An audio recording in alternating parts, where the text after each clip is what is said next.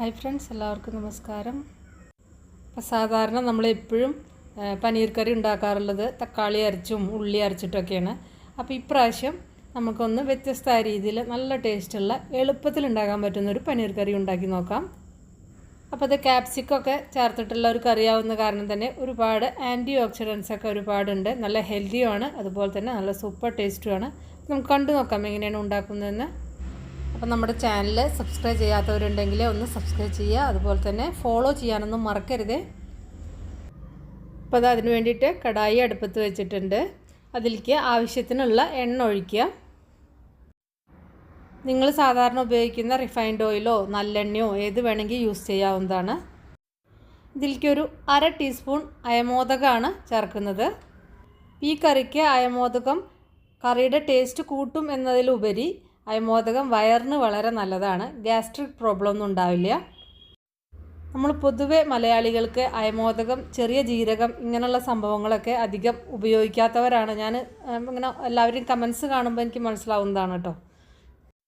അപ്പോൾ നമ്മുടെ അടുക്കളയിലുള്ള സ്പൈസസ് എന്ന് പറഞ്ഞാൽ തന്നെ നല്ലൊരു വലിയൊരു ആയുർവേദിക് സ്റ്റോർ തന്നെയാണ്.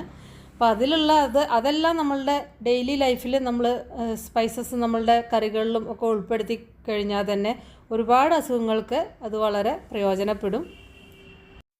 അപ്പോൾ എൻ്റെ ഒരു റിക്വസ്റ്റ് എന്ന് പറഞ്ഞു കഴിഞ്ഞാൽ നിങ്ങളെല്ലാവരും ഇത് ഉപയോഗിക്കാത്തവരൊക്കെ അയമോദകവും അതുപോലെ തന്നെ ചെറിയ ജീരകമൊക്കെ നമ്മളുടെ ഫുഡിൽ ധാരാളം ഉൾപ്പെടുത്തുക.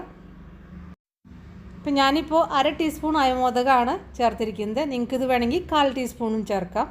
അയമോദകം ചേർത്ത് കറി ഉണ്ടാക്കി കഴിഞ്ഞാൽ അതിൻ്റെ ഫ്ലേവർ വേറെ അറിയൊന്നുമില്ല.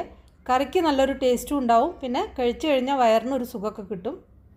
അപ്പോൾ അയമോദകത്തിന് പകരം ഒരു 1/2 ടീസ്പൂൺ ചെറിയ ജീരകം ചേർത്തിട്ടും ഇത് ഉണ്ടാക്കാം. അയമോദകം ഒന്ന് പൊട്ടി വരുമ്പോൾ ഇതിലേക്ക് 1 ഇഞ്ച് വലുപ്പത്തിലുള്ള ഇഞ്ചി നീളത്തിൽ അരിഞ്ഞതും ഒരു 2-3 പച്ചമുളകാണ് ചേർക്കുന്നത്. പിന്നെ ഇതിലേക്ക് ഒരു 2 സവാള നീളത്തിൽ അരിഞ്ഞത്, 2 വലിയ സവാളയാണ് കേട്ടോ, നീളത്തിൽ അരിഞ്ഞതും കൂടിയാണ് ചേർക്കുന്നത്. അതും കൂടി ചേർത്തിട്ട് നന്നായിട്ടൊന്ന് വഴറ്റിയെടുക്കണം. ഇതിലേക്ക് വെളുത്തുള്ളി ചേർക്കുന്നില്ല. കുറച്ച് ഉപ്പും കൂടിയും ചേർത്തിട്ട് നന്നായിട്ടൊന്ന് ബ്രൗൺ ആവുന്ന വരെ വഴറ്റിയെടുക്കുക. നല്ല ഗോൾഡൻ ബ്രൗൺ ആയിട്ടുണ്ട്. ഇനി ഇതിലേക്ക് പൊടികളൊക്കെ ചേർക്കാം. 2 ടീസ്പൂൺ മല്ലിപ്പൊടിയാണ് ചേർക്കുന്നത്. പിന്നെ എരിവിന് ആവശ്യമായിട്ടുള്ള മുളക് പൊടി, അധികം എരിവില്ലെങ്കിൽ 1 ടീസ്പൂണൊക്കെ ചേർക്കാം. പിന്നെ 1 നുള്ള് മഞ്ഞൾപ്പൊടി അധികം ചേർക്കണ്ട. ഇതിലേക്ക് ഒരു 1/2 ടീസ്പൂൺ ചെറിയ ജീരകത്തിൻ്റെ പൊടിയാണ് ചേർത്തിരിക്കുന്നത്. ഇതെല്ലാം കൂടി ചേർത്തിട്ട് ഒന്ന് നന്നായിട്ടൊന്ന് വഴറ്റുക. അതിൻ്റെ ആ ഒരു റോ ടേസ്റ്റൊക്കെ ഒന്ന് മാറണം. മസാല കരിഞ്ഞു പോവാതിരിക്കാൻ ഇതിലേക്ക് ഒരു 2 സ്പൂൺ വെള്ളം ഒഴിക്കുക. എന്നിട്ട് ആ എണ്ണ ഒന്ന് തെളിഞ്ഞു വരണം. അപ്പോൾ വെള്ളം ഒഴിച്ചതിന് ശേഷം എണ്ണയൊക്കെ നന്നായിട്ടൊന്ന് തെളിഞ്ഞു വന്നിട്ടുണ്ട്. ഇതിലേക്ക് ഒരു 2 തക്കാളി ചോപ്പ് ചെയ്താണ് ചേർക്കുന്നത്. ഞാൻ ചോപ്പറിൽ ചോപ്പ് ചെയ്തതാണ്, അല്ലെങ്കിൽ നിങ്ങൾക്ക് ഗ്രേറ്റ് ചെയ്തിട്ടും ചേർക്കാം, മിക്സിയിലൊന്ന് അടിച്ചിട്ടും ചേർക്കാം. തരിതരിപ്പായിട്ടൊന്ന് അരച്ചെടുത്താലും മതി.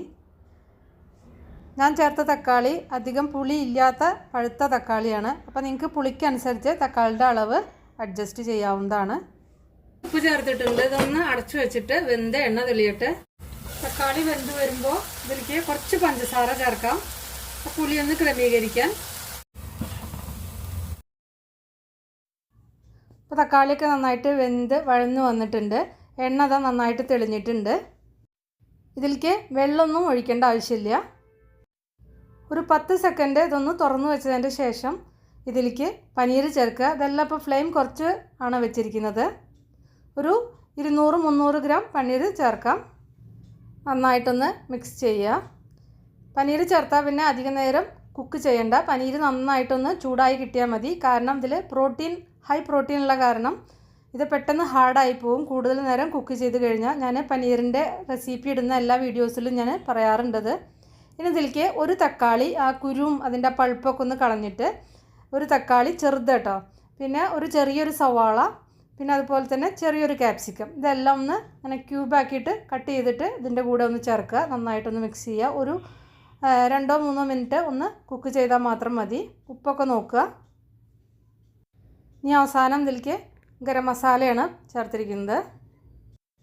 അപ്പോൾ ഇതിൽ ചേർത്ത വെജിറ്റബിൾസൊക്കെ ഏറ്റവും അവസാനം പനീറിൻ്റെ ഒപ്പം മാത്രം ചേർത്താൽ മതി. ഇതൊന്നും സോഫ്റ്റ് ആവാൻ പാടില്ല. ക്രിസ്പി ആൻഡ് ക്രഞ്ചി ആയിട്ട് തന്നെ ഇരിക്കണം. അപ്പോഴാണ് അതിനാ ടേസ്റ്റ്. അവസാനം ആവശ്യത്തിനുള്ള മല്ലിയില കൂടി ചേർക്കാം. അപ്പോൾ ഫ്ലെയിം ഓഫ് ചെയ്യുന്നതിൻ്റെ മുന്നായിട്ട് കുറച്ച് ബട്ടർ കൂടി ചേർക്കുന്നുണ്ട്. ബട്ടർ അല്ലെങ്കിൽ നെയ്യ് ചേർക്കാം. ബട്ടർ ചേർക്കുമ്പോൾ നല്ലൊരു ടേസ്റ്റാണ് അതിന്. എന്നിട്ട് ഇതൊന്ന് അടച്ചു വയ്ക്കുക. ആ ബട്ടർ ഇങ്ങനെ ഉരുകിയിട്ട് അതിലെല്ലാ ഭാഗത്തേക്കും ആയിക്കോളും. അപ്പോൾ ഇത് ചപ്പാത്തിയുടെ കൂടെയും പുലാവിൻ്റെ കൂടെയൊക്കെ നല്ല ടേസ്റ്റാണത്. നിങ്ങൾ ഉണ്ടാക്കി നോക്കിയിട്ട് നിങ്ങളുടെ ഫീഡ്ബാക്കൊക്കെ അറിയിക്കുക. ഇഷ്ടപ്പെട്ടാൽ ലൈക്ക് ചെയ്യാനും ഷെയർ ചെയ്യാനും കമൻറ്റ് ചെയ്യാനൊന്നും മറക്കണ്ട. അപ്പോൾ ഇനി നമുക്ക് വേറെ ഈസി റെസിപ്പി വീണ്ടും കാണാം. Thank you.